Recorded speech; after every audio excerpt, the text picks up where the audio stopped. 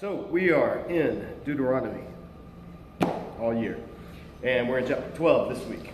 Chapter 12 has begun the stipulations, the section that deals with this is how Israel, you are going to live in the land. That's the main concern of this section of Deuteronomy. And this section is going to go through chapter 26.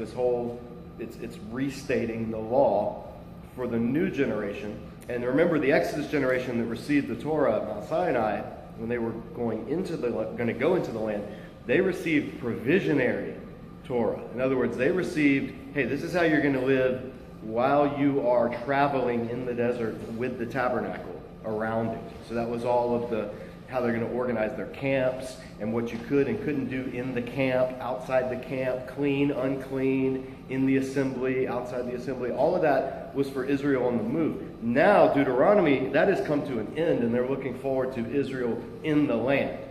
So this is God telling this generation, this is how you're going to live when you get into the land that I have given you. And so that's how chapter 12 begins. It says, these are the decrees and the laws you must be careful to follow in the land that the Lord, the God of your fathers, has given you to possess, as long as you live in the land. So the key is that God has given them the land. He's given it them as their inheritance. And the land comes with stipulations. And that's never going to change. God never gave Israel a blank check when it comes to the land. There were always stipulations. There were always, I'm giving you this land to live in, but to remain in it, you have to live in covenant obedience to me. So throughout all of Scripture, that's never going to change. And that even with what's going on right now in the world, that needs to be taken into account as well. Nobody can presume that God's got their back unless they are walking in covenant with God. And that's what he's emphasizing right up front. When you get into the land, as long as you live in the land, this is how you're going to live. So, the first thing he tells them, verse 2, destroy completely all the all the places on the high mountains and on the hills and under every spreading tree where the nations you're dispossessing worship their gods. That's their first requirement. Israel needs to keep in mind, and we need to keep in mind as we're walking through Deuteronomy, as we've been doing for years if you've been coming to this Bible study, the reason God is giving Israel this entry into the land as their military leader and letting them conquer is because he is judging those particular peoples that they are going to displace. Not just whoever's in their way, but very particular peoples, collectively known as the Canaanites or the Amorites, but listed all the way back in Genesis 15 as the specific 7 peoples of Canaan. So when it says the nations, the word nations is just goyim. It means Gentiles or peoples. We don't think of nations like, Russia, America, China. Those are nations. At this day, think of like city-states. Think of peoples, particular peoples in this area. That's who Israel is being sent to drive out. And not just because God doesn't like these kind of people, but he likes these kind of people. No. They're sent mainly to drive out the religious practices of those people. The Canaanite religion, the Canaanite idolatry is what God is sending Israel to judge, not the Canaanite ethnicity. We know this because people who are ethnically Canaanite will enter into or become part of the people of God. Some of them will come to faith in God. People who are outside of Israel, people who are Moabites, like Ruth. People who are Kenizzites, like Caleb. People who are not ethnically Israel. So Israel, again, it has to be emphasized because it just gets assumed, and it's so wrong. God is never in favor of an ethnicity. He's in favor of a covenant identity. And that covenant identity from all points in time has always consisted of all who come and put their covenant faith in the God of Israel, Jew or Gentile. In the New Testament, it's just going to get cranked up to a whole new level because the gospel is going to go out to wider range of Gentiles. And more Gentiles will come to believe in Israel's Messiah and be grafted into the tree of Israel. But from the beginning, it was always covenant faith, not ethnicity. And that's a key to remember because as we go into the conquest, it's going to be tempting to just fall back to national concepts of nationalism or concepts of ethnicity. and miss the fact that it's all based on covenant obedience and righteousness. So what God's saying is just destroy all. You're going to go in. I'm sending you in to erase the vestiges of Canaanite idolatry. So he's going to be specific. Verse 3, break down their altars, smash their sacred stones, burn their Asherah poles in the fire, cut down the idols of their gods, and wipe out their names from those places. That's the culmination. Wipe out the names of these gods and their practices from these places. Because God wants, when you look at a high hill, or you look at a tree, or you look at a fertile field, He wants you to see His hand in creation. Not, that's the home of Baal. That's the home of his consort, Asherah. That's the home of Dagon, the god of grain. But that's what had happened. The world had gone astray. And so what God's saying is, no, wipe their names out from those places, because, as we're going to see in the next paragraph, God is going to put His name in the land. And there cannot be two names associated when God is one of those names. All the ancient peoples were polytheistic. They were pluralistic. And God is saying, no. They may have had many gods in Egypt. They may have had many gods in Babylon. They may have had many gods in Canaan, many gods in Mesopotamia. There's one God who's creator of everything. That's the God that humanity is perishing apart from knowing and spiraling off into sin and rebellion and death and all of these practices that they've come up with and invented over the years. That is what God is redeeming, wanting to redeem humanity as a whole, at the large level from. And He wants to do it through establishing Israel in this land. And then that will then spread. Knowledge of God will spread to the ends of the earth, as the prophets talk about. Good. Verse 3, that Asherah, give us a definition of that. Asherah, well, yeah, your translation just transliterated it, Asherim. Yeah, they just transliterated it. Eem is a plural ending, so it's Asherahs or Asherah poles. And they are structures that were representative of the female counterpart to Baal. So we've talked about Baal is the storm god. He controls thunder, lightning, rain.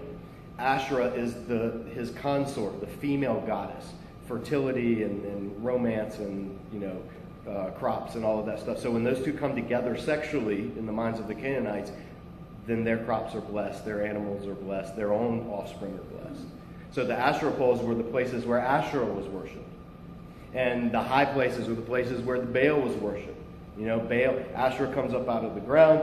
Baal comes down from the sky. So you'd worship Asherah as something that resembles a tree or a pillar, something coming up from the earth. You worship Baal somewhere high. You climb the mountain, worship Baal where he can see you. So all of this just swirled around, but they were Canaanite fertility deity symbols, shrines basically. And so verse 4, you must not worship the Lord your God in their way. So on all the high hills and all the places, wherever. That's where the Canaanites worship. Wherever they found a spot that was suitable, they would worship. Wherever they found a spot that reminded them of Baal, Asherah, Dagon, any of their gods, they would worship. What God's saying is, you must not, you, my people Israel, my covenant vassal, you must not worship me in their way. You are to seek the place the Lord your God will choose from among all your tribes to put His name there for His dwelling. Remember, God's dwelling is the tabernacle. He's dwelling with His people. And He wants to dwell with His people. Now, when they get into the land, right now, God is dwelling literally in their midst. They're camped out around the tabernacle in the wilderness wanderings. But when they get into the land, then the people are going to inhabit spread out throughout the land. And the tribes, as we saw in the book of Numbers, the land's going to be divvied up by tribes. And everybody's going to have their own land. So then, where's God going to dwell? Well, He's going to dwell, as we saw in Numbers, through symbolically the Levite cities in each tribe, or in each tribe's land. There will be Levitical cities. So God will dwell there in a secondary sense. But God will primarily dwell in one place in the land, in the tabernacle, because it's not going away.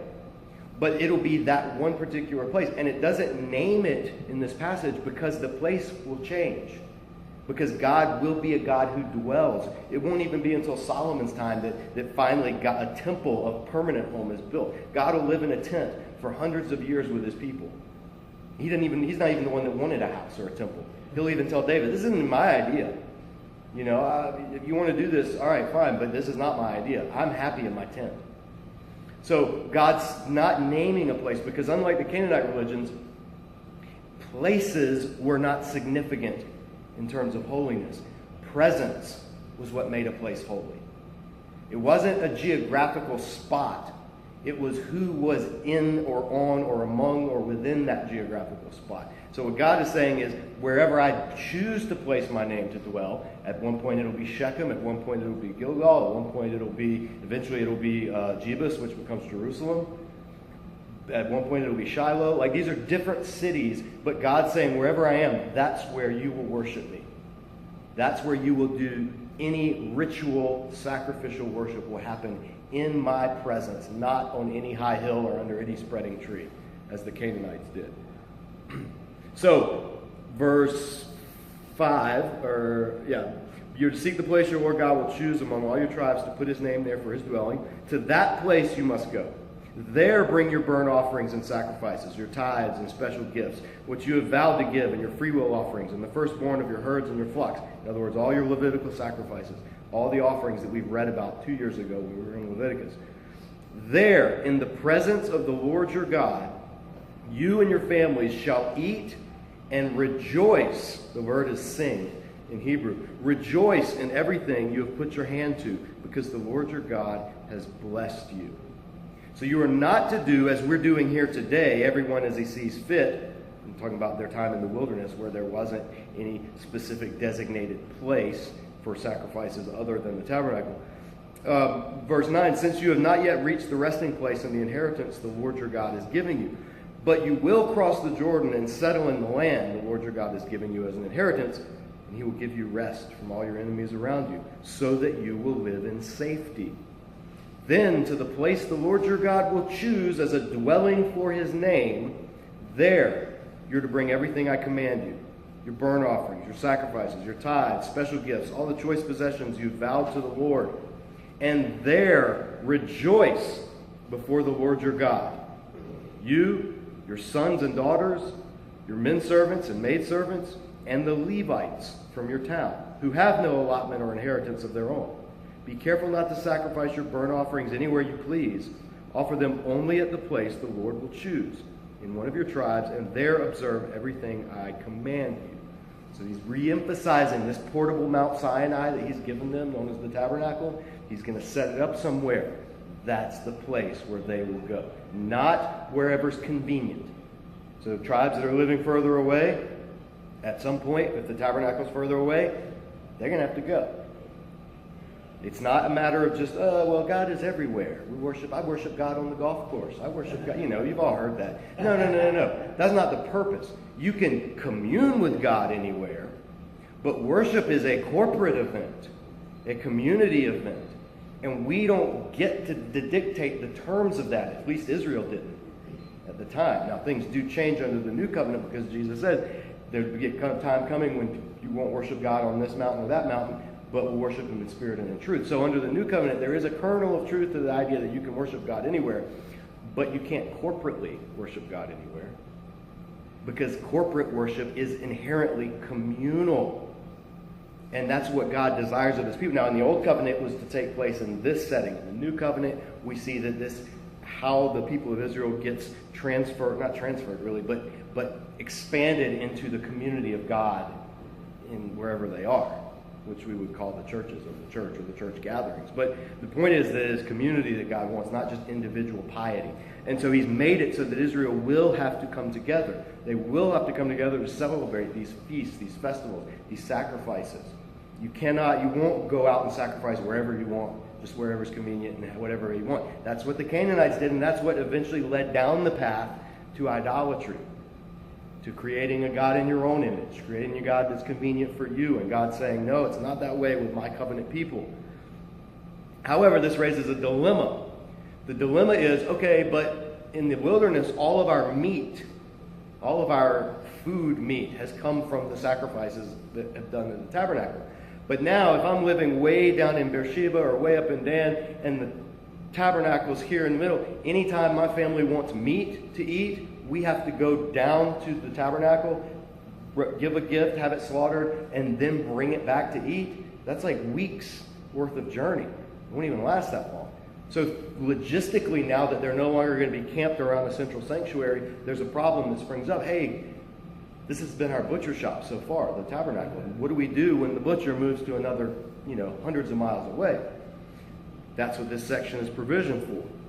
God says, updating what he said in Leviticus 17, he says, nevertheless, you may butcher your animals in any of your towns and eat as much of the meat as you want, as if it were a gazelle or a deer, meaning as if it was something you hunted, according to the blessing the Lord your God gives you.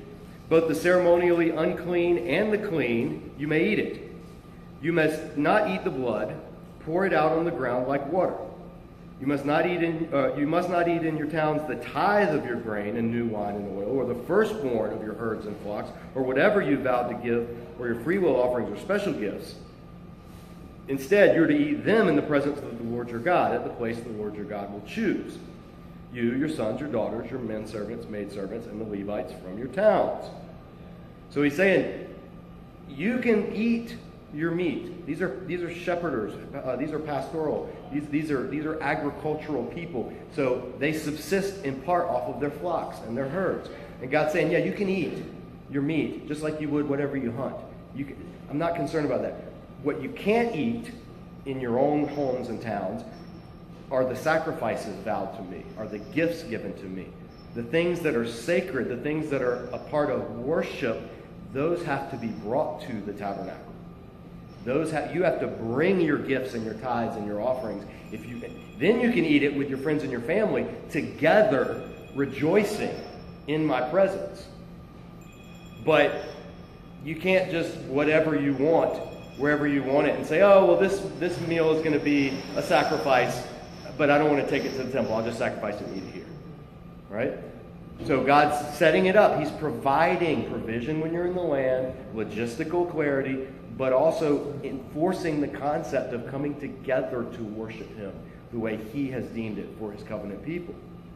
And so he goes on to tell them, this is how he's basically adjusting or fitting the requirements he had given the previous generation on not eating meat in an unclean way and not eating the blood of it and not doing it. He's basically adjusting that to the situation that he's now taking them into the land. So he's making provision because why?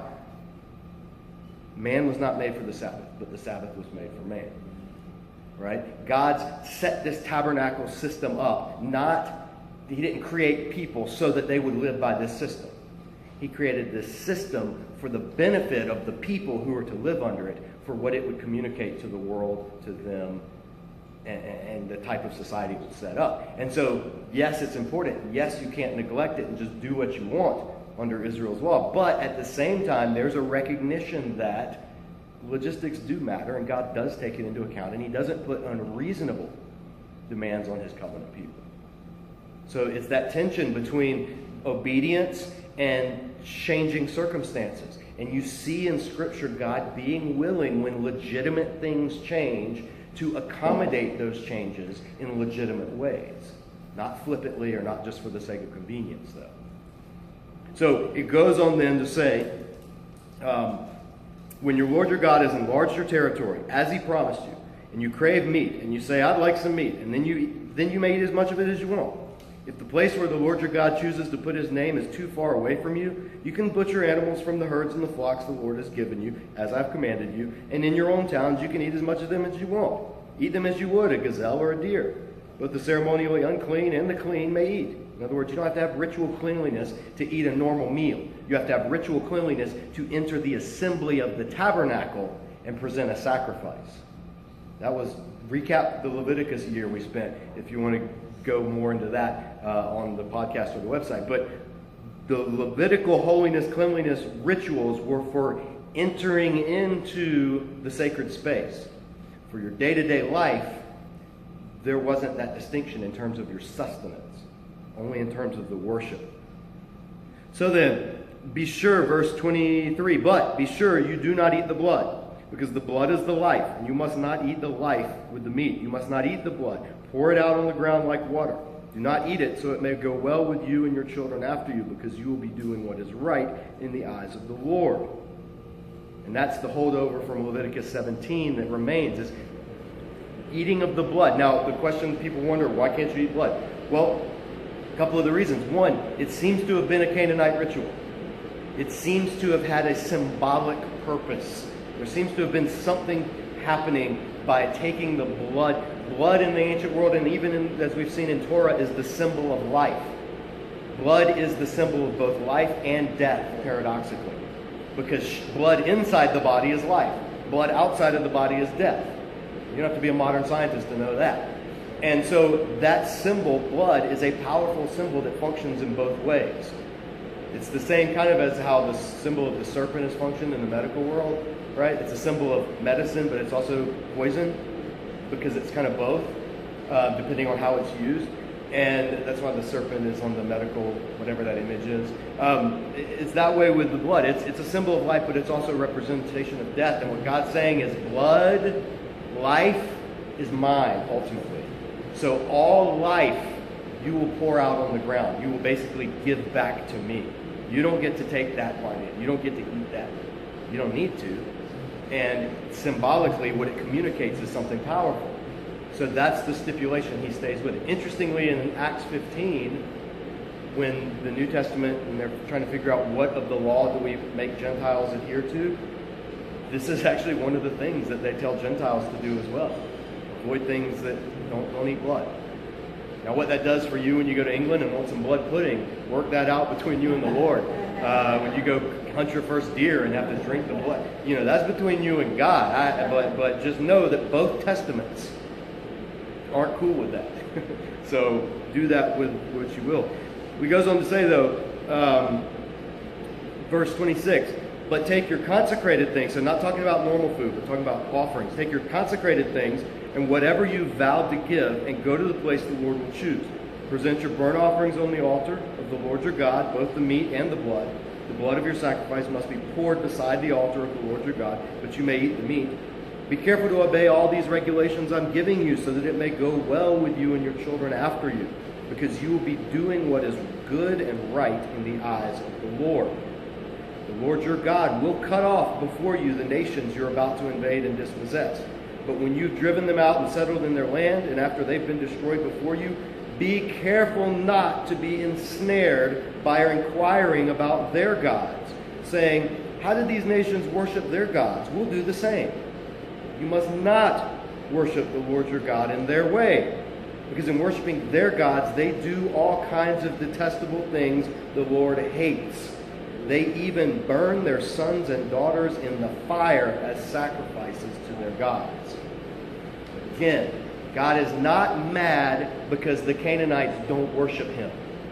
God does not destroy nations because they don't worship him in the historical realm. God does not know what God's anger gets kindled over, what his judgment falls on, are nations that not only don't worship him, but do so in a detestable way, in an abhorrent way, in a wantonly immoral way. Burning your sons and daughters, child sacrifice, is something that will bring God's judgment. And that is what the Canaanites, not only did they have their crazy sexual worship practices, that orgies under the high places to get Baal's excitement, so that then Baal and Asherah would have their own sexual escapades, and then that would ensure everybody's crops grew. That was bad enough, but what was even worse was when saying, okay, well, that's not working, so we got to do something to really get their attention. If we want them to give us something valuable, we need to give them something valuable. So let's start with the firstborn. Then it would start with the best and the choicest of the animals. Then it would start with their grains and the first fruits of that. And then it would start with more of that. Then it would start, well, what's more valuable than our sacrifices of animals or plants? Ourselves.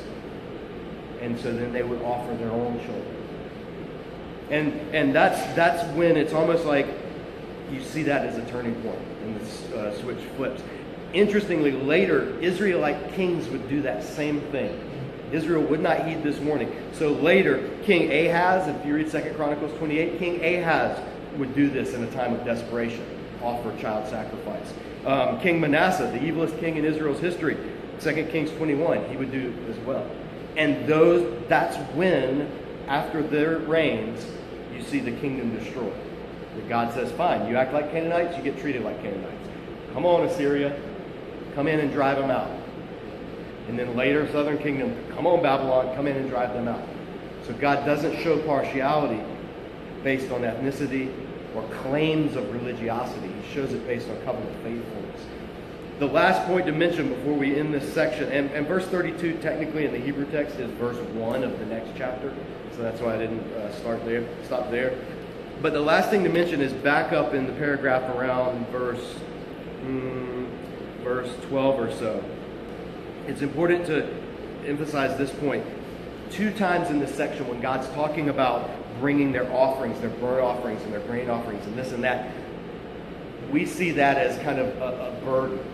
Like, I got my paycheck. I got to write 10% off and give it to God. How am I going to pay my bills? How am I going to, we see that as a burden. In Israel's case, God was saying, look, you're a rabble of slaves. You had nothing but misery in Egypt. I am bringing you into this land.